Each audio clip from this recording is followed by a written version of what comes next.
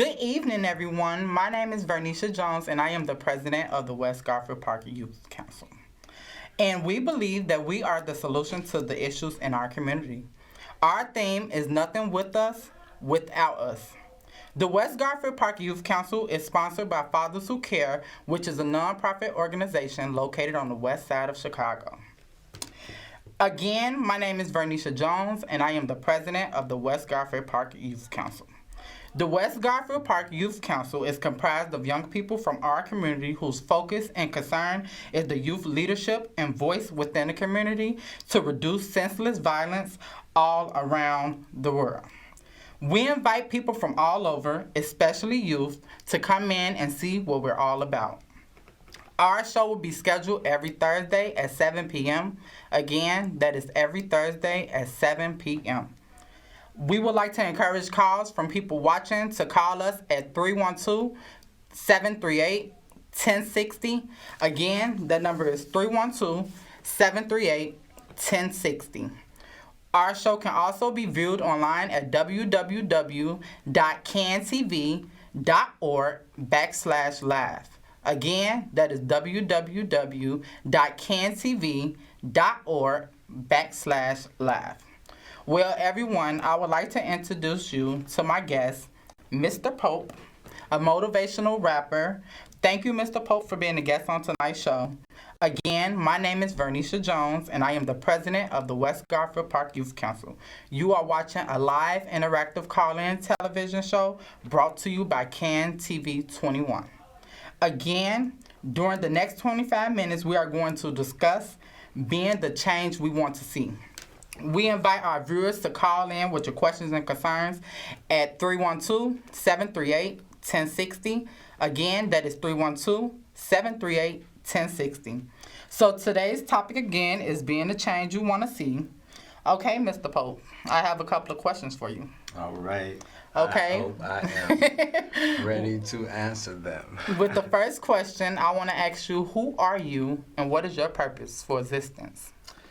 Well, I think it's interesting that you asked that question because my entire EP explores that concept, who I am.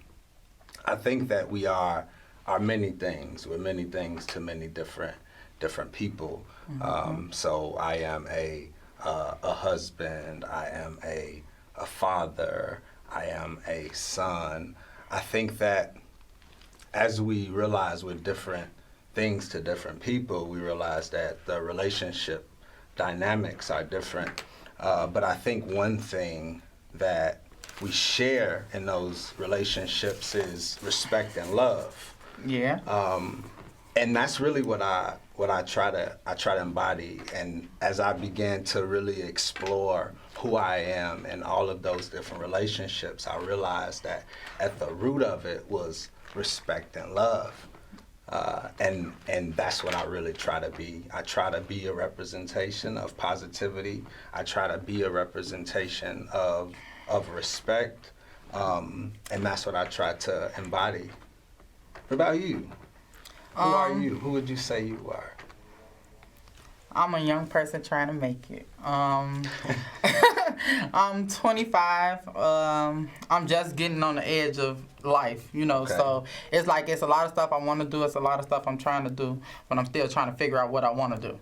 Right. So, that's honestly, with me right now, I'm in the mix of trying to figure out what steps I want to take, what's the future for me, and what I want to do in my life.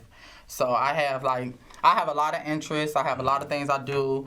I'm putting a lot of things, as you see, who my father is, right. Reverend Jones. So I have a lot of stuff that I'm dealing with as far as figuring out who I am and what I want to do in my life. Still. Right. Yeah. And so, that's pretty much who I am. I think it's an ongoing journey, right? We're constantly growing. We are imperfect people, and we're constantly changing and constantly growing. And I think that's okay, right? Yeah, of course. And so I feel but we have to be surrounded with people who can really provide us that space to be that and do that and really elevate us, and as I think about really that question, that's what I want to do. That's what I really want to be, who I am. I want to be a resource. I want to be able to elevate those who are around me, elevate every space that I walk into. That's a purpose-driven life for me, you know. So I hear you say that you want to be like a person that basically give back. Is this something that you do in your lifetime now? Like do you have any programs or anything that you're a part of, or you do as far as giving back? Yeah, you know, I'm currently trying to put myself around people like your father, who really has impact and influence in doing that. I teach, and so for me, Okay. like I teach for Chicago Public Schools. I'm a 7th grade teacher, and so that's really where I give back. That's my space, Okay. right? Like that's where I That's where I embody and represent love and positivity.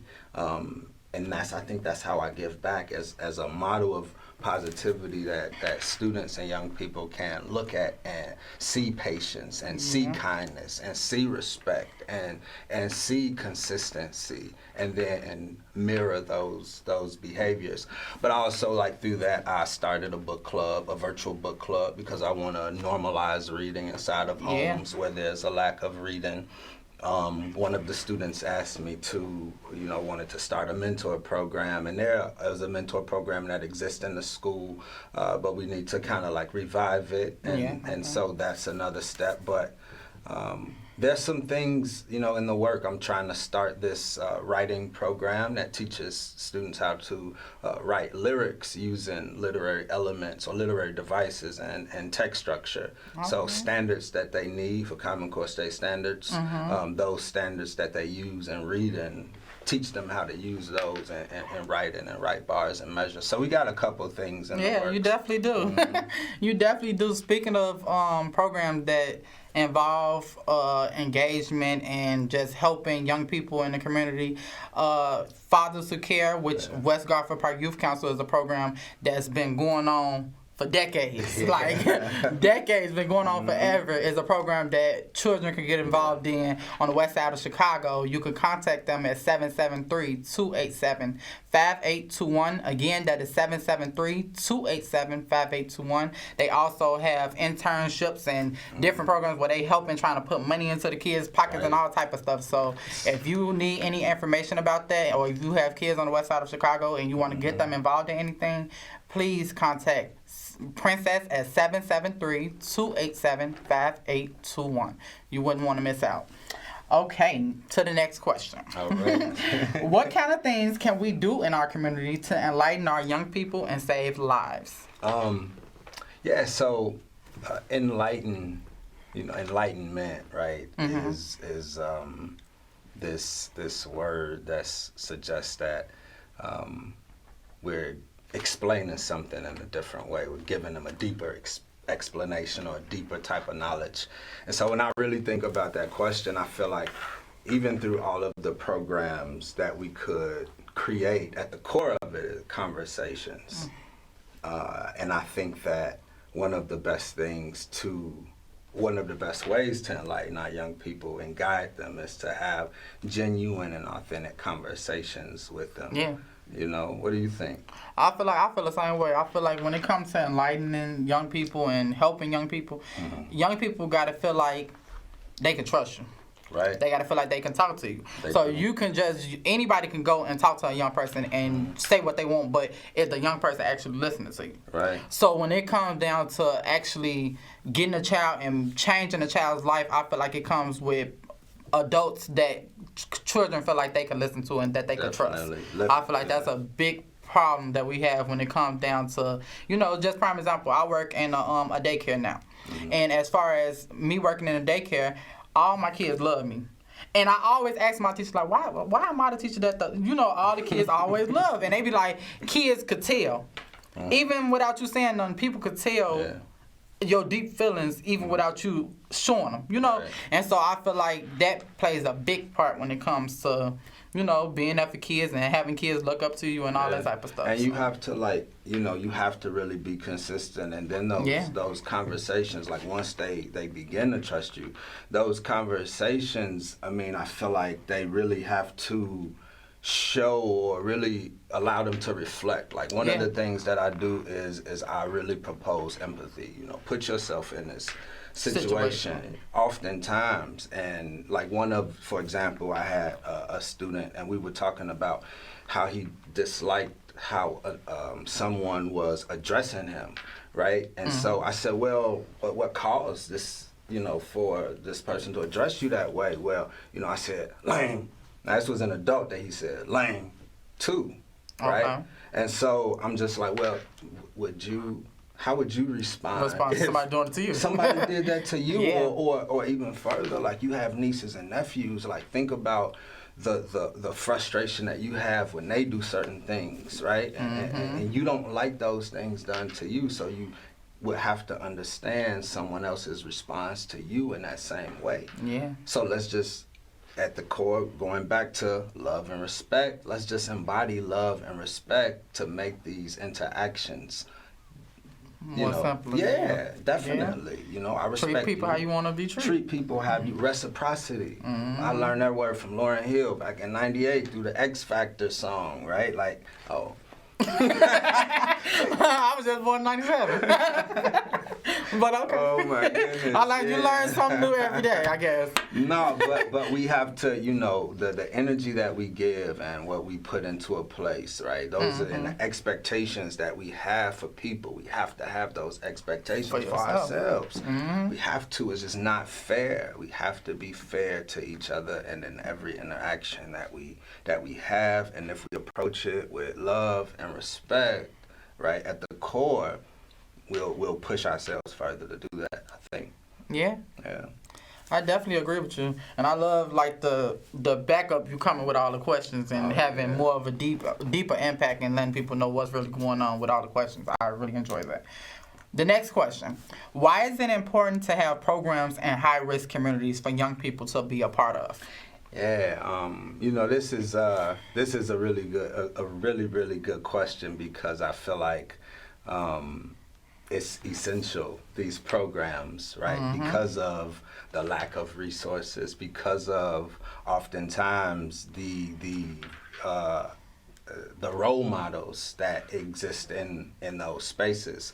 And I feel like through those programs, we can really get more professionals in those programs. And when I mean professionals, I'm not talking about Ivy League. I'm talking about, you know, carpenters and lawyers, and then your mechanics and your plumbers as well, right? To have a space where kids can go to really be guided into different things, different to places. really learn different things and to learn from different people in different industries.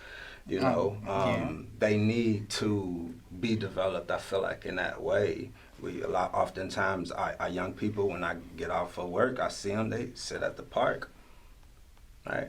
Like, who's investing in you at this moment? Who's instilling principles and you, showing you things?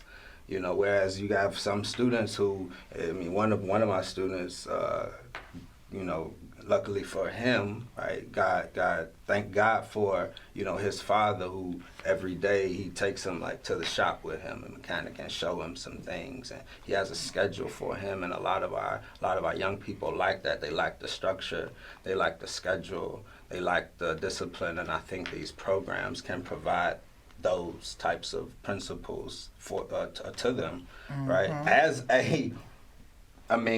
one who has a program, why do you feel they're important? I mean, you all have a program, right? A program. I feel like programs are important.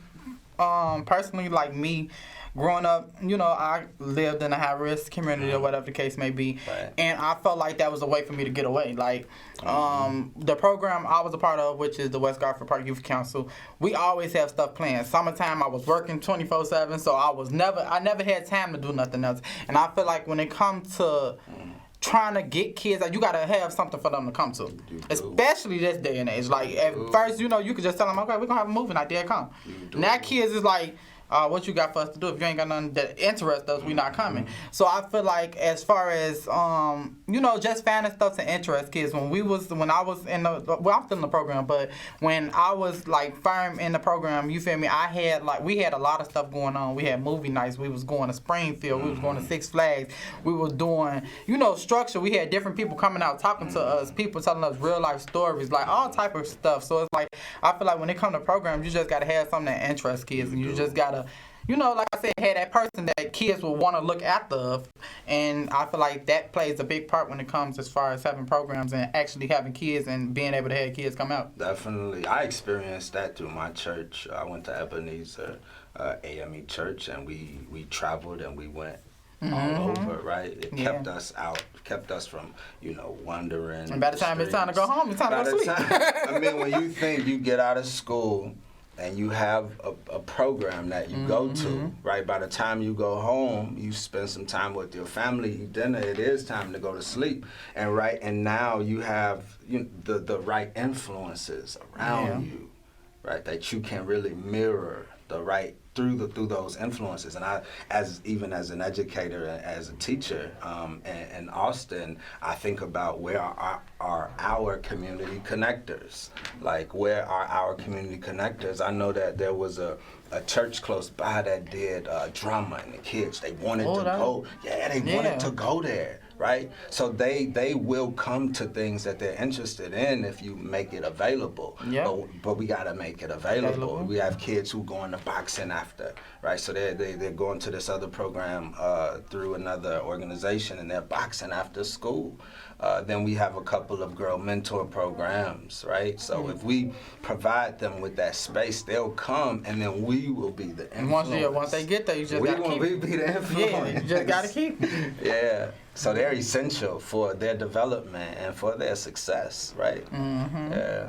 That's what's up. Yeah, I really feel like we need to get back into that mode. Like, I feel like, especially with COVID, I feel like everything done almost stopped, almost. And I feel like we need to find a way to try to better get the kids. How do you get the kids? Yeah. How do you send out information? Like, as far as, that's another thing with the getting kids to programs and stuff. How do you feel like would be best ways to try to get the kids to come to these different programs? And they forget. I think even with the book club I established, we read. It takes place virtually from 7 to 8 o'clock on Tuesdays and Thursdays, and it's just a reminder, because they forget. Like, because of who I am and because of who I am to them, they do a lot for me, That's what's up. Like my room, my classroom, the ambiance, it's just, I have a little garden area with waterfalls and like greenery. You get them the vibe. Lights, that's a vibe. You get them the vibe. And so because of that, they're willing, right? Because of what I've done for them, invested in them, you and have the respect that I gave them, and what I tried to set up for them, because I did those things,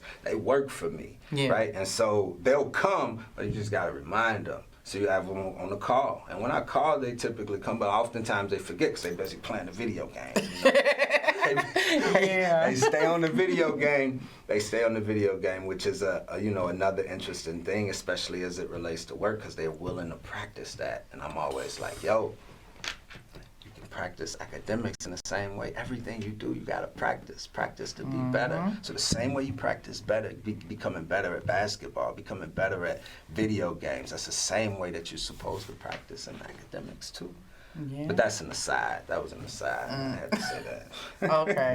Okay, can you let us know how long have you been mentoring and empowering young people? I've been mentoring, I've been empowering young people probably for 22, 23, 24 years, something like that. I started gospel rap in the church, and that was my first, that was my kind of initiation into empowering people in general. And it's never, I started rapping in 7th grade doing Do or Die. You know that? Yeah. I did one of their songs for a talent show, but then from there I moved into gospel. So I've been empowering young people for over 20 years and then teaching for 7. So, like, intentionally empowering for those 7, I say. And what can you say youth have taught you? What have you learned? Oh, man. A lot. Like, to listen. Like, really listen. I feel like that's one problem adults have. You know, I feel like that's one problem that, you know, that messes it up. Like, trying to prove we right. Yeah. You know? And feeling like, you know, when, like, prime example, like having an adult that feel like they know everything. Yeah. And I feel like that's one of the biggest pet peeves that come between making a collab. Yeah. Honestly, I honestly feel like that. And sometimes it's the way. Sometimes you definitely may know something, right? Yeah. And especially if we're having if you're having a conversation and as an adult your intentions are really pure and you're really insightful with the situation. You know, sometimes it could just be the tone and the way that you come across. Yeah. That like texting. Like like texting. When you text a person, you never know how they're trying to tell it to you. And so now you just know it all and they shut down. And so I've learned to listen. I've learned also just to really, you know, be fair. Yeah. A lot of their complaints are about unfairness. Well, this isn't fair and that isn't fair.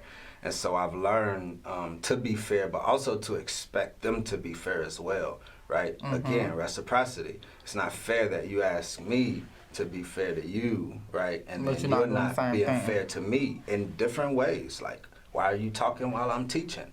You're not being fair, right? Why are you not doing your work right now? You're not being fair because I'm expecting you to do something. And so I embody fairness, but then also, you know, so I learned to be fair to them through their language of saying that I wasn't fair. I said, okay, let me take a step back and do this a little differently and start to be fair, start to hear them out, and start to not positive intent too, right? Like assume positive intent. Oftentimes we assume the worst. We assume immediately that, nah, you're lying. You're a kid, you're a kid, you lying. So I've learned to trust them too, you know. And I think that's important.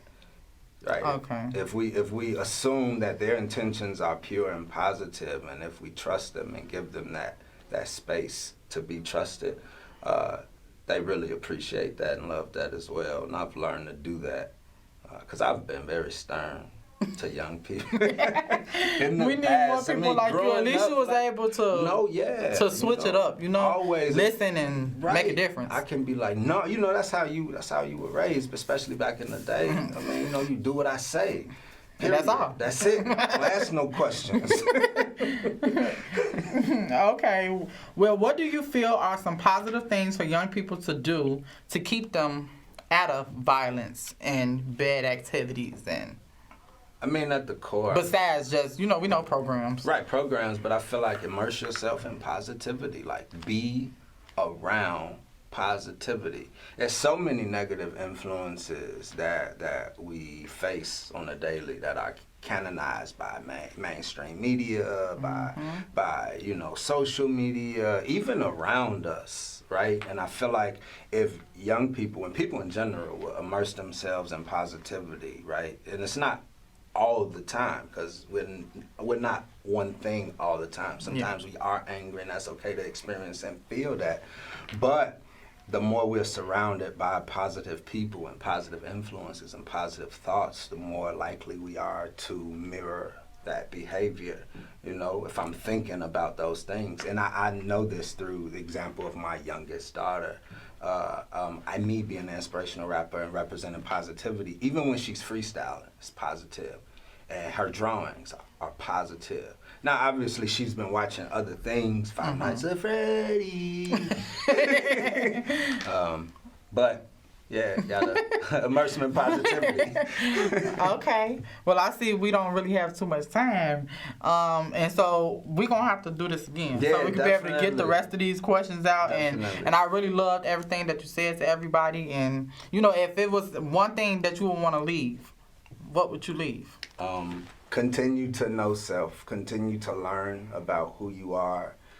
continue to know the things that make you happy, the spaces that you can thrive in, and continue to just realize that we are a work in progress, right? Yeah. That we all have flaws, we all have imperfections, but are we trying to get better, and are we trying to make the people around us better? And you said you got a youth program. Are you trying to? Yeah, well, I mean, I have a book club, but I have a book club, and we're trying to establish a mentoring program. But right now, the book club is up and running, and then the writing program. If people want to get in contact? Yeah, definitely. Go to www.mrpopemusic.com. You can listen and download and stream the album Who I Am, a Self-Love Project. We also have Who I Am merchandise. Oh, it's a wrap.